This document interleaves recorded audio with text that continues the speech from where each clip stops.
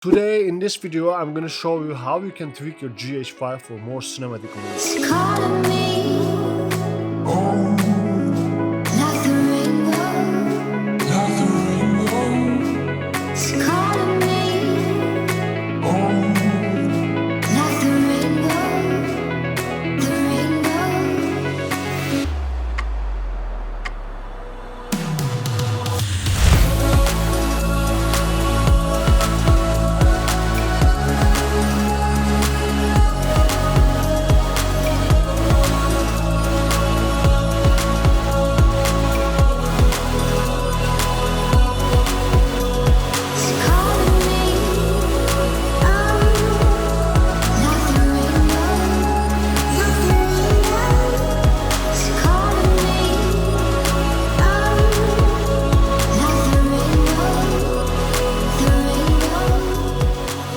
Before we jump into the settings, guys, everybody's look, everybody's taste is different. These are my personal settings. I hope you will like them, but of course you can tweak them and adjust them however you want. There is so many settings on the GH5 that you can fix.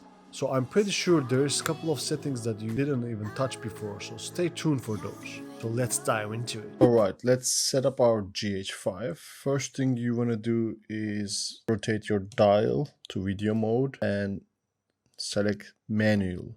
The reason why we are going with the manual mode is we want to have control on all the settings on GH5. So next thing what we want to do is change our color profile. There's two ways to do it. My quick menu set to function 2 button right over here. So if I click that, I can select it from here. It's right over here, CINEMATIC I'm using. And if you want to assign it to function 2, you can just click and hold it and you can select this quick menu and it will be in function 2. And then there you can find your quick menu, and the first option is our color profiles. You can either use natural or CINEMATIC. That I can advise two settings when you're doing video. I personally recommend CINEMATIC. That's what I'm using. That's my current picture profile. So right now it's active. Another way to do it is go to menu and you can find it in this second camera selection over here. If you want more flat profile, you can go with CINEMATIC, and here's my settings.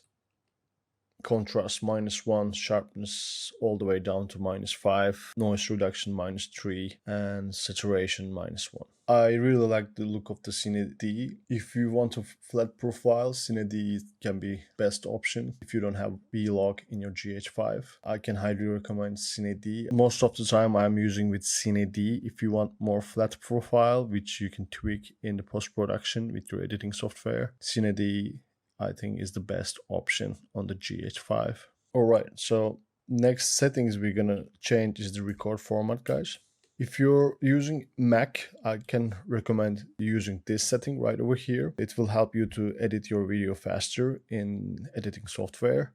But I'm editing in PC, so that's why I like this record format the most. And I can recommend this one for you guys if you're using PC, and if you're using Mac, pick this on your GH5. The reason why I picked this one over this other MP4 is the audio is more compressed in this setting. That's why I don't want to deal with in the post-production so much. So that's why I'm going with this setting right over here. But if you want that compression, of course, you can go with this setting. So I'm gonna pick this as my record format. And then next setting we're gonna change is the record quality. If you want more professional and more cinematic look out of from your GH5, you have to shoot with 24 frames per second. That will give you the most cinematic look that you can get from your GH5. I wouldn't recommend 30 frames per second if you want to get cinematic look from your GH5. If you want more data and if you want to tweak it more in the editing software, you should go with the 10-bit setting and you will get better results with your GH5. 10-bit will give you the most flexibility when you're fixing the colors. If you want to tweak your footage in the post-production and if you want more color information, you can go with the 10-bit. This can be a better option for you. But I am actually using 4K, 24 frames per second, 420, 8-bit long GOP, 100 megabytes per second. If you're planning to shoot for YouTube and if you're not gonna use the footage for professional use, you can get away with this setting right over here. This is 8-bit, but it's good enough for YouTube and such. So let's go ahead and select this. So now we have our picture profile and record format selected. As you can see, my GH5 set the manual focus. If you're using, for example, Sigma 18-35, it's better to shoot with the manual focus. And I am really comfortable with the manual focus, so this is pretty much always on the manual focus. You know, if I'm sometimes in front of the camera and if I have native lens, then I am sometimes using autofocus on the GH5. But 90% of the time I'm using manual focus with my GH5. If I want to shoot autofocus, for example, I would switch to this setting right over here, and then I will pop up this function tree button, and then I'm generally using this autofocus mode right over here, which is area. This is the best that I think from these selections. I think face eye detection is quite okay, and also tracking is working fine, but as I was saying, I think from these selections, area is the best. Let's go back to manual focus. So we fixed all these settings, which is up over here, and let's go down section. As you can see, I have my aperture selected 4.5, and here is the shutter speed. Mine is set to angle. In order to change your shutter speed settings to angle, you have to go to all the way up to this menu over here, and it's this SS gain operation. And once you get in, on default this one is selected, but you want to switch it to angle ISO. This is a good setting on the GH5. The camera will automatically double our frame rate, so that way we will have natural motion blur on our image. This is a really good feature on the GH5. Your camera will automatically double that shutter speed for you, and it will be really easy to use, and your footage will look more cinematic. And now we can set our ISO settings. In order to change it, you have to go to this setting right over here, and then in exposure you can see ISO increments. I think in the default it is like this, and if we select that, so here you can see our ISO is right now 100.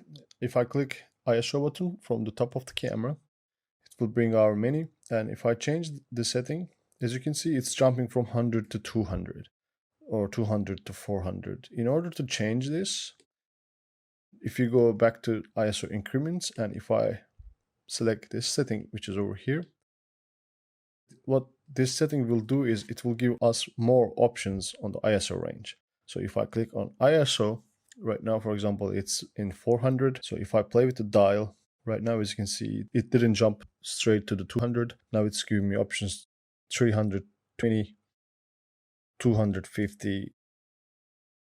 So this gives more option to deal with our ISO, which is quite nice to have. So the camera gives us every third stop options over here, and which is quite handy, which will help you to nail your exposure.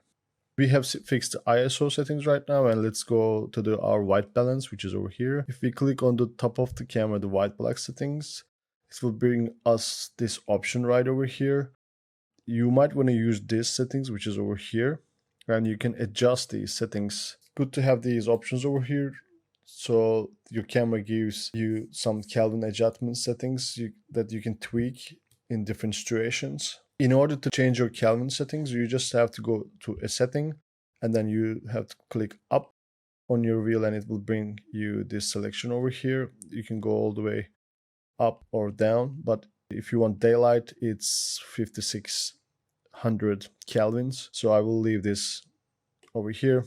For example, if you want tungsten, you can set it to, for example, this setting. In order to do that, you can click again up and bring it down to 3200 Kelvins. This is tungsten. So right now we have two settings on the GH5. One is daylight and one is tungsten. I will select the daylight selection. This is really nice setting on the GH5. You just click white balance, and then you can switch your dials easily, which is quite handy, and it's a good feature on the GH5. Let's leave it on the daylight. So let's say that you're in a scenario that you want to use a white card to set your white balance. You can do that actually on the GH5. All you have to do is click white balance button again, go to this selection, and you can adjust those settings to this 4 selection over here. So if we go to one of that, and if we click this select white set, it will open this square to us. And if you hold your white card over there, and after that, if you click your shutter button, it will set the white balance for you. This video is not sponsored. I'm sponsoring myself. So take this as an advertisement and please subscribe. I hope you liked what you have seen already. Hit that thumbs up button if you liked it. So let's continue. So once we covered all these settings, let's select our white balance back to this setting. So now we covered all the settings that you see in the screen. The next feature that I want to fix on my GH5 is focus peaking. This feature allows you to nail your focus, so your footage will be crisp and sharp. In order to change peaking settings, we have to go to menu, and you will see this selection over here, monitor display. If you go in, it's right over here in the 5th page, peaking. Mine is set to on. If you also set to off, set it on, and after that you can set it. My detect level is high, display color is blue, and display while autofocus is on. This came actually, I think, with the new firmware. I'm not sure, but I think it is like that.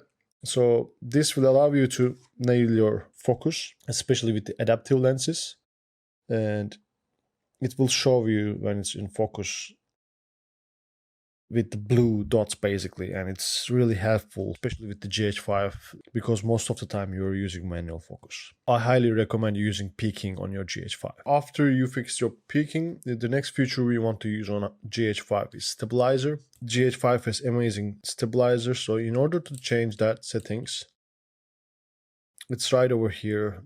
If you get in operation mode, it should be on, especially if you're using handheld. But if you're using, for example, your GH5 with a tripod, you can turn these off, all the settings, because you don't need any stabilization, and it will prevent any cropping issues. So I highly recommend using your GH5 with these settings right over here if you're planning to use it handheld. If you want more stabilization on your GH5, you can turn this IS lock video on, but I don't recommend doing this if you're gonna move your camera too much, because this gives you like a tripod feel, and if you set this on, it will cause some issues if you're moving your GH5 too much, because it will try to make the footage stable as possible. So you don't want that if you're moving your camera too much. I recommend keep this off all the time, and if you think you want really stable shot, but if you're gonna hold your camera stable with your hand, and then you can turn this setting on. If you didn't try this setting before, I highly recommend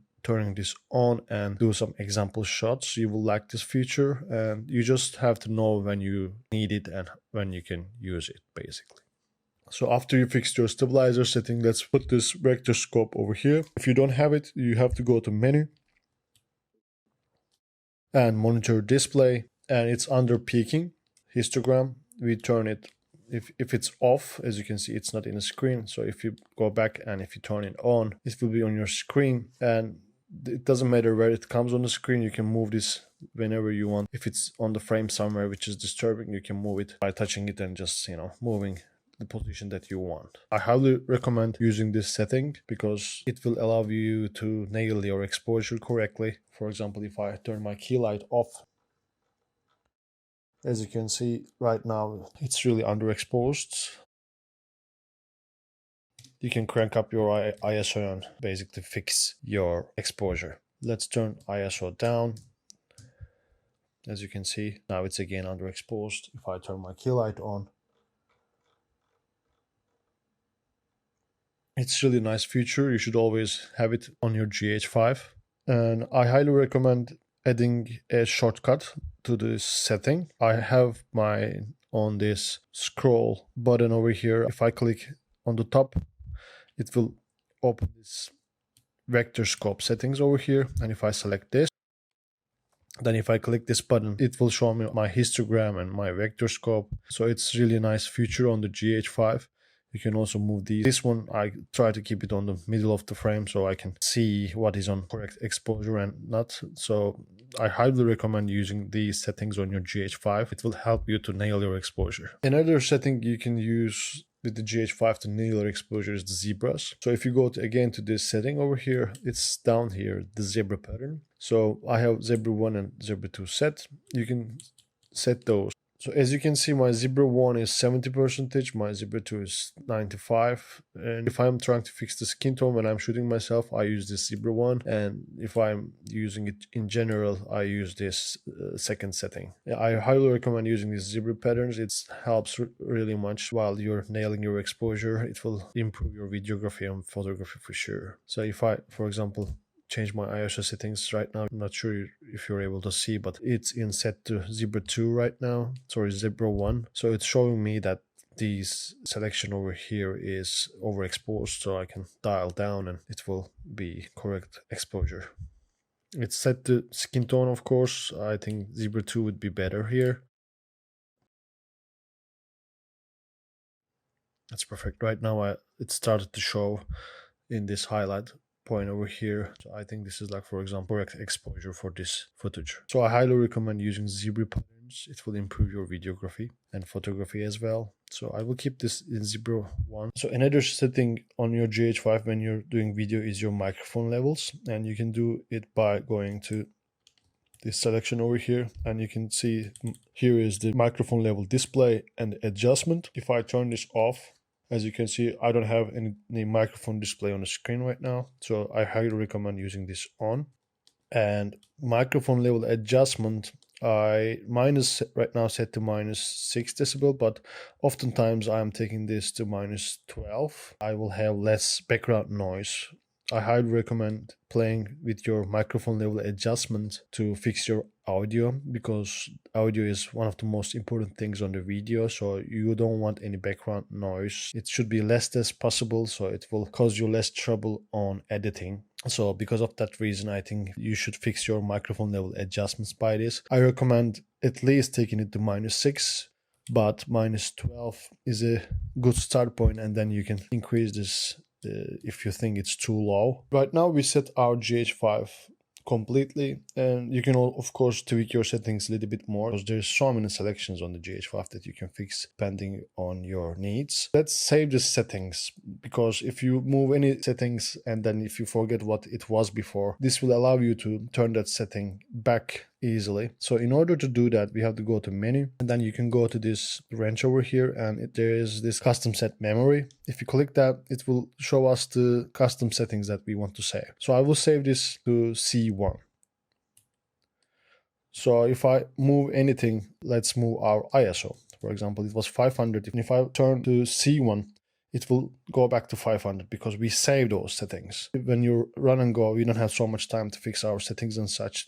We know that C1 is perfect for us to use, like a base, basically. My C1 set to 24 frames per second. So I can go to now my variable frame rate. I can turn it on, and I can set it to, let's say, 60 frames per second. This will be my slow motion setting. I want to also save this to custom set memory C2.